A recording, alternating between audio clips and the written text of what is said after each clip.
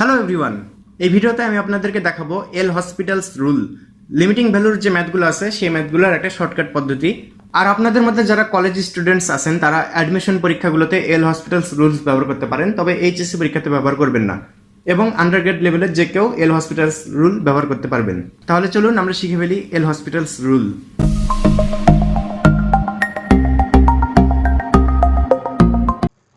এখন এল hospitals rule অনুযায়ী আপনাদেরকে যেটা করতে হবে সেটা হচ্ছে যে, ধরেন একটা লিমিটিং ভ্যালুর ম্যাথ আছে আপনাদের কাছে, সেটা হচ্ছে এরকম একটা ফরমেশন আছে, মানে ফাংশনের নিউমিনেটর ডিনোমিনেটর ফর্মে আছে। তার মানে একটা ফাংশন এক কথায় ফ্র্যাকশন আকারে আছে। এখন আপনারা যদি এক্স সমান এ বসাই দেন তাহলে দেখা যাবে যে উপরেও জিরো আসছে নিচেও জিরো আসছে, বা উপরেও ইনফিনিটি নিচেও ইনফিনিটি, মানে এরকম একটা কিছু যেটা আনডিফাইন্ড আর কি। তাহলে সেক্ষেত্রে আমরা এতদিন বিভিন্ন ধরনের প্রসেস করে আসছি, কিন্তু এল হসপিটালস রুল হচ্ছে খুবই শর্টকাট একটা জিনিস। সেটা হচ্ছে যে এই ক্ষেত্রে আমরা নিউমিনেটরকে একবার ডিফারেন্সিয়েট করব এবং ডিনোমিনেটরকে একবার ডিফারেন্সিয়েট করব, করে তারপর লিমিটটা বসাবো। বসায় যদি দেখি আবার ওরকম 0/0 বা এরকম কিছু আসছে, তাহলে সেক্ষেত্রে আবার নিউমিনেটরকে সেকেন্ড টাইম ডিফারেন্সিয়েট করব, ডিনোমিনেটরকেও সেকেন্ড টাইম ডিফারেন্সিয়েট করব, তারপর আবার এই লিমিটটা বসায় দেখব যে কোনো রেজাল্ট আসছে কিনা, তার মানে লিমিটিং ভ্যালু বের হয়েছে কিনা। এভাবে যতক্ষণ পর্যন্ত বের না হবে ততক্ষণ পর্যন্ত ডিফারেন্সিয়েট করতে থাকবো।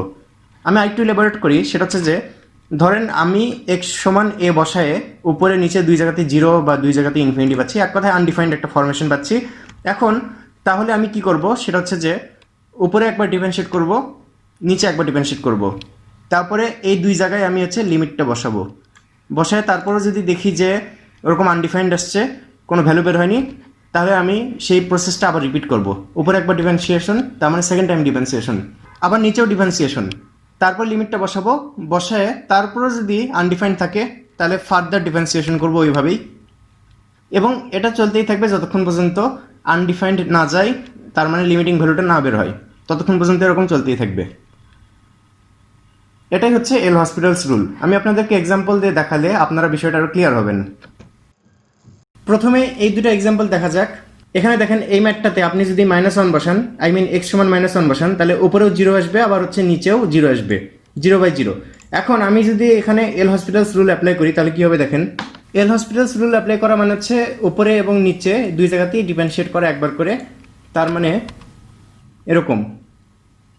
এখন দেখেন ডিফারেন্সিয়েশনটা কমপ্লিশন করলে এইটা আসে। এখন আমি যদি এখানে এক্স সমান -1 বসাই তাহলে কি হবে দেখেন তো। এক্স স্কোয়ারের জায়গায় 1, এক্সের জায়গায় -1, এক্স কিউবের জায়গায় -1 এবং এক্সের জায়গায় -1। সো আলটিমেটলি আমরা পাচ্ছি হচ্ছে -2/6 বা -1/3। এটা হচ্ছে রেজাল্ট, তার মানে লিমিটিং ভ্যালুটা আর কি।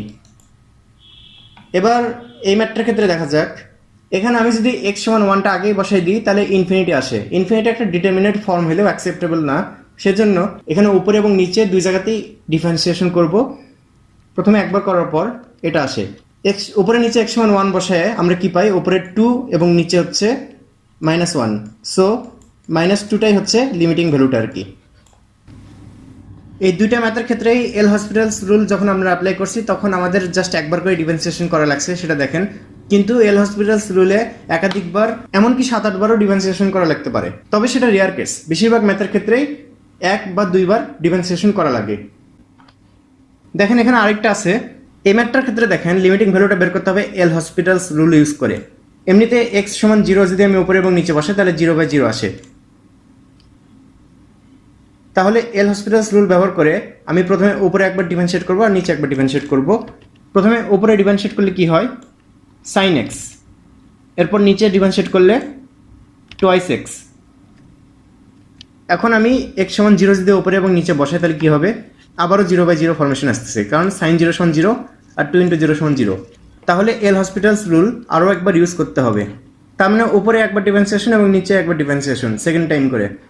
উপরে আরেকবার ডিফারেন্সিয়েট করলে তাহলে কি হয়, cos x হয়, এবং নিচে আরেকবার ডিফারেন্সিয়েট করলে হয় হচ্ছে জাস্ট 2। এখন x সমান 0 বসালে জাস্ট হাফ আসে, তাহলে হাফটাই হচ্ছে লিমিটিং ভ্যালু। এবার লাস্ট আরেকটা এক্সাম্পল দেখে আপনাদেরকে। এই ম্যাথটার ক্ষেত্রে লিমিটিং ভ্যালু বের করতে হবে। এখন আমি যদি প্রথমেই x সমান 0টা বসাই দিই তাহলে উপরে দেখেন 0 - 0 হবে এবং নিচেও 0 - 0 হবে। সো 0/0 একটা ফরমেশন। তাহলে আমি যদি এল হসপিটালস রুল অ্যাপ্লাই করি তাহলে প্রথমে উপরে একবার ডিফারেন্সিয়েশন, তারপর নিচে আরেকবার ডিফারেন্সিয়েশন। উপরে ডিফারেন্সিয়েশন করলে এটা হয়, আর নিচে ডিফারেন্সিয়েশন করলে এটা হয়। এবার আমি যদি x সমান 0টা বসাই দিই, তাহলে উপরে হয় কি 2 - 2 আর নিচে 1 - 1, তার মানে আবার 0/0 ফরমেশন। সেজন্য এল হসপিটালস রুল অনুযায়ী আবার উপরে এবং নিচে একবার করে ডিফারেন্সিয়েট করতে হবে। তাহলে আমি যদি উপরে আরেকবার ডিফারেন্সিয়েশন করি তাহলে এইটা আসে, আর নিচে আরেকবার ডিফারেন্সিয়েশন করলে এইটা আসে। এরপর আমি যদি x সমান 0টা বসাই দিই, স্টিল নাও 0/0 একটা ফরমেশন আসে। তাহলে আরও একবার ডিফারেন্সিয়েশন করতে হবে, যতক্ষণ পর্যন্ত লিমিটিং ভ্যালুটা বের না হয় ততক্ষণ পর্যন্ত ডিফারেন্সিয়েশন করতে হবে। কি হবে, উপরে একবার করে ডিফারেন্সিয়েশন এবং নিচে একবার করে ডিফারেন্সিয়েশন। তাহলে আমরা থার্ড টাইম ডিফারেন্সিয়েশন করলে উপরে আসে এইটা আর নিচে আসে এইটা। এবার যদি আমি x সমান 0টা বসাই দিই, তাহলে দেখেন cos x সমান 1 হয়ে যায়, সো উপরে হচ্ছে -2 থাকে, আর আবার cos 2x সমান cos 0 সমান 1 হয়ে যায়, সো উপরে +80 থাকে, আর নিচে জাস্ট 1। তার মানে আলটিমেটলি এবার কিন্তু একটা ভ্যালু আসতেছে, আর সেটা হচ্ছে জাস্ট 6। তাহলে 6টাই হচ্ছে লিমিটিং ভ্যালু, এটা লিমিটিং ভ্যালু তাহলে 6। আমরা এল হসপিটালস রুল অ্যাপ্লাই করে এটা পাইলাম। এভাবে লিমিটিং ভ্যালুর ম্যাক্সিমাম ম্যাথই এল হসপিটালস রুল ইউজ করে অনেক সহজে সলভ করা যায়, কিন্তু কিছু রেস্ট্রিকশন আছে।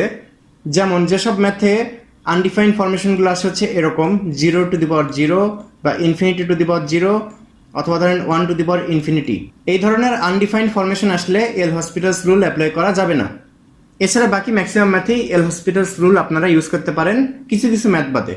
তার মানে এ ধরনের ফরমেশন না আসা সত্ত্বেও কিছু ম্যাথ আছে যেগুলোতে এল হসপিটালস রুল ইউজ করা যায় না। সেসব ম্যাথ কিভাবে আসে তার কোনো ধরাবাধা নিয়ম নাই।